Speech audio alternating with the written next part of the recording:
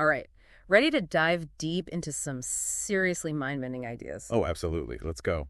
So, we're tackling this wild concept, right? Is our reality, like everything we see and experience, actually some meticulously structured archive? It's a fascinating question, isn't it? And what's so intriguing about your sources is the way they blend ancient mystical ideas with modern science. It's like sacred geometry meets quantum physics with a dash of philosophy thrown in for good measure. You're telling me it's like someone time traveled from ancient Egypt with a textbook on symbolism and landed in a modern physics lab. Right.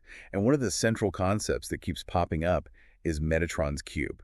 This is an incredibly intricate geometric figure. Okay, Metatron's cube, I've heard of this. Yeah, it supposedly contains like all the fundamental building blocks of the universe, encodes patterns that form shapes like the cube, the tetrahedron, the dodecahedron. Okay, I'm picturing these 3D shapes now, but are they just like visually interesting or is there something more profound about them? Oh, they're way more than just pretty shapes. We're talking about the Platonic solids here. They're considered foundational to the structure of everything, from the tiniest atom to the largest galaxy. Ancient Kabbalistic texts even mention Metatron. Metatron? Yeah, a powerful angelic being as the guardian of these patterns. Whoa, hold on. Angels guarding blueprints of the universe. Now we're going full-on mystical. Where does modern science fit into all of this? Okay, so this is where things get really wild.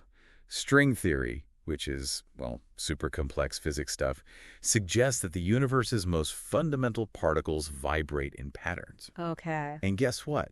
These patterns resemble those same geometric shapes. No way. Seriously. Yeah, it's almost as if the universe is speaking a language of geometry. So we've got ancient mystics and modern physicists maybe, possibly, kind of sort of converging on a similar idea. That's pretty mind-blowing. Could this mean that the universe is structured on principles that we're only just beginning to grasp? That's the million-dollar question. And it leads us to another intriguing piece of the puzzle, the black cube. Okay, black cube.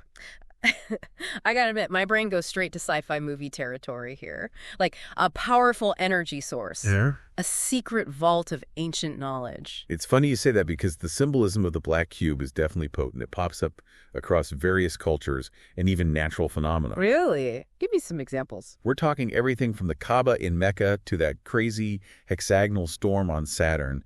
And get this, it consistently represents order, structure, the idea of containment. Containment, like holding what exactly? Information. Think black holes for a second. Okay, black holes. Those cosmic vacuum cleaners. Right. They suck up everything, matter, energy, the whole shebang. Yeah. But they could also be storing unimaginable amounts of information, like cosmic archives. And then there's this mind-boggling concept in physics called the holographic principle. All right, hit me with it. What's the holographic principle? It suggests that all the information describing our 3D reality, like everything we see and experience, Right. could actually be encoded on a 2D surface, kind of like a hologram. Wait, so you're saying we might be living inside a giant cosmic memory bank? It's a possibility that your sources are definitely exploring. And what seems to connect both Metatron's cube and the black cube is this idea of a blueprint for reality. Both suggest that the universe isn't just random chaos, but a carefully structured system. Heck, even our DNA, the blueprint for life itself, is built on geometric principles. You're right. The double helix, that's a fractal. Repeating patterns all over the place. Exactly. Like the Fibonacci sequence, those mesmerizing spiral patterns you see in sunflowers, pine cones, even the arrangement of galaxies. Yeah, nature's just showing off at that point. The point is, these repeating patterns point to a code, a set of instructions for how the universe works. And if there's a code, wouldn't there have to be a programmer, a source behind it all? So we're in this universe that runs like code, might be a massive archive. Does that make us just lines of code in a giant program? That's where consciousness comes in, and things get really, really interesting. One of your sources mentions the Akashic Records, an idea from Hindu and theosophical traditions. It's basically a universal library, a database with a record of everything that has ever happened, is happening, and will happen. Hold up. A universal database with everything. How is that even possible? How does consciousness fit into this? Well, the Akashic Records, according to these ancient traditions, are accessible through heightened awareness. And this brings up some really trippy questions about the nature of consciousness itself. Yeah, like if consciousness can actually influence things at a quantum level, as some experiments suggest, then is it possible that our minds are messing with this cosmic database in ways we don't even realize? Are our thoughts and intentions literally shaping the information stored in this archive? Now, that is a truly wild concept, and one that your sources are definitely hinting at. Which brings us to an even bigger question.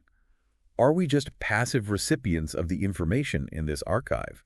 Or could we actually be architects of it, architects of reality? That's a serious head trip. What does that even mean if we're talking about this cosmic archive thing? Right, like how much control do we actually have? Well, before we go full-on Matrix here, I think we need to circle back to choice, something you mentioned earlier. Oh yeah, we talked about the butterfly effect. Hmm. That tiny actions can have huge consequences down the line. But how does that fit into this grand scheme of a cosmic archive? The sources you've got, they suggest our choices have even more weight when you consider this cosmic archive. Because if reality is like this massive interconnected web of information, Okay, I'm following. then every decision we make, every action creates a ripple effect. Like a domino effect. Exactly. And those ripples, they travel outward, Well, influencing the fabric of that web of reality itself. hold on, so it's not just my own life, my little corner of the world. Our actions actually affect the archive, potentially changing the course of events on a way bigger scale. Now you're getting it. It's pretty mind-blowing when you think about it. Imagine reality is like a giant tapestry constantly being woven. Okay, I like that visual. And each choice we make adds a new thread, contributing to the overall design. So, my choices matter. But what about free will? If there's this divine blueprint, a plan, are our choices already set in stone? Ah, the age-old question.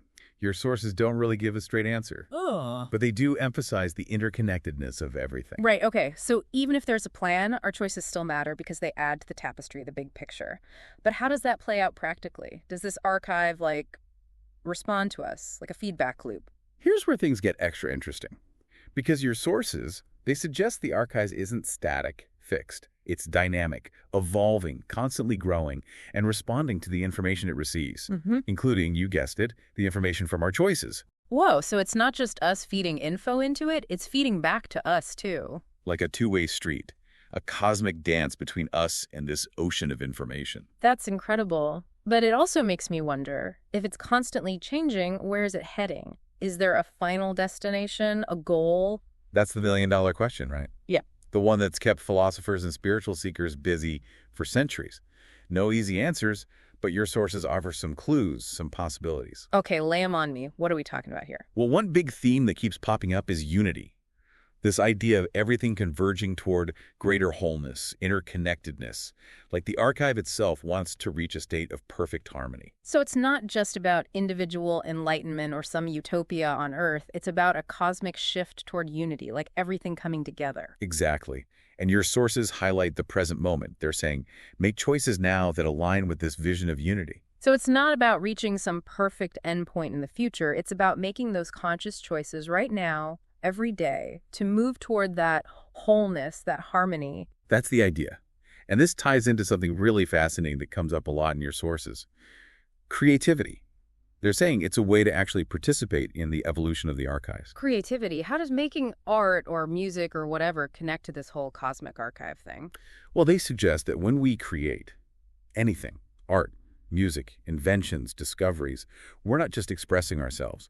We're tapping into the archive, drawing inspiration from this wellspring of information, pure potential. Hold on, so creativity isn't just something we do for fun, it's actually a way to interact with the archive, shape its evolution. That's what they're saying. It's like we're channeling a universal creative force and bringing new possibilities to life. Whoa, okay, that changes things. But if our creative acts affect the archives, does that mean we should, be careful what we create, make sure it's aligned with this whole unity, harmony thing? That's a big question they grapple with, for sure. Because if we can influence the archive through our creativity, then yeah, we have a responsibility to use that power for good, right? Not just for ego or personal gain. Right, so it's not just about making pretty art or catchy songs. It's about using that creative spark to make a real difference, to help consciousness evolve. Exactly, and that brings us to a really powerful question that your sources pose. If the universe is a divine archive, what kind of data will we contribute to it? That's deep. It's like asking, what's the meaning of life? What's our purpose? It is a profound question, Yeah. and one I think we'll explore more in our next segment. All right, we're back, ready to wrap up this cosmic journey. And, that question we left off with about what kind of data we're adding to this archive, it's really stuck with me. It's both exciting and, I don't know, maybe a little intimidating to think about. It's a big question, no doubt, but I think it gets at the heart of what your sources are trying to say. Our choices, our experiences, even the things we create, they're all contributing to something way bigger than ourselves. Right, it's that interconnectedness thing again. But how does that relate to the data, the information we're adding to the archive? Is it like we're each writing our own chapter in this giant cosmic story? That's a good way to put it. But your sources go even further, suggesting that our contributions, they're not just isolated stories, they're threads in this massive tapestry, this constantly evolving narrative of all humanity. So it's not about my personal legacy or whatever. It's about the combined impact we're all having, shaping this archive together. Exactly. And get this, they say all this data, everything we do and experience, it actually affects the very fabric of reality. Whoa, wait, really? How can our actions change something as fundamental as, like, the structure of reality? Think of the archive as this living system, always evolving, always growing. Okay, I can see that. It's taking in information from everywhere, processing it, and then adapting. The data we contribute, it's like the DNA of this system, shaping how it grows and develops. Okay, that's a powerful image. So we're not just watching this cosmic experiment unfold, we're actually influencing it, shaping the nature of reality. That's both exhilarating and, I gotta admit, a little scary. It is a lot of responsibility to consider, and your sources are definitely aware of that. They emphasize that our choices matter, not just for ourselves, but for everything. So it's not just about understanding this blueprint or being awestruck by this archive. It's about making choices that reflect our best selves, knowing those choices ripple outward, affecting the whole web of existence. That's exactly. And they make it clear, this isn't some abstract philosophical idea. It's happening right now in our everyday lives. The way we treat each other, how we care for the planet, the choices we make about how we spend our time and energy, it all matters. So it's not about grand gestures or being a superhero. It's the small stuff, the everyday kindnesses, the little acts of creation that build a more harmonious world. Exactly. And one source uses this beautiful metaphor, the idea of a garden. Ooh, I like metaphors. Just like a gardener tends to their plants, nurturing them, protecting them, we can do the same for reality itself, cultivating love, compassion, understanding. I love that. We're all co-creators in this garden of existence. But what about all the bad stuff? The suffering, the injustice, the violence, that's going into the archive too, right? Doesn't that affect the reality we experience? That's a question your sources don't shy away from. They acknowledge that darkness exists alongside light. The archive holds both the beauty and the ugliness of being human. Right, so it's not about pretending everything is perfect. It's about accepting the good with the bad and realizing we have a part to play in finding that balance. That's the key. They seem to be saying it's not about reaching some utopia where darkness is gone. It's about understanding that darkness has its place, too, that it can even push us toward growth and change. So the contrast, the light and shadow, it's what gives reality depth, texture. But we get to choose which threads we weave, create patterns that reflect what we believe in, what we aspire to. Beautifully said. And that brings us full circle back to that essential question. What kind of data do we want to contribute? What kind of mark do we want to leave on this cosmic record? It's a profound question, something we each have to answer for ourselves. But it also pushes us to think bigger, to see the impact our choices have on the evolution of consciousness itself. Exactly. And your sources point out that we're living in a really special time. Things are changing rapidly, old structures are breaking down, and something new is trying to emerge. So it's not about clinging to the past, to how things have always been. It's about embracing the unknown, stepping into the mystery, and helping create a future that reflects our highest hopes and dreams. That's a powerful way to look at it. And your sources, they actually offer some practical advice on how we can navigate these times and contribute to the evolution of the archive in a positive way. Okay, I'm all ears. What's the secret? One of the biggest themes is cultivating awareness, both of ourselves and the world around us. So paying attention, being present, noticing how connected we are to everything and everyone. Yes. And they emphasize that this awareness isn't just intellectual. It's about connecting to our hearts, our intuition, that inner voice that guides us to our truest selves. So it's not just thinking our way through life, it's feeling our way, trusting our gut and letting our hearts lead the way. Exactly. And they suggest that when we cultivate that deep inner awareness, we start making choices that are better for everyone, choices that help the archive evolve in positive ways. That makes sense. The more connected we are to our own inner wisdom, the more aligned we are with the wisdom of the universe.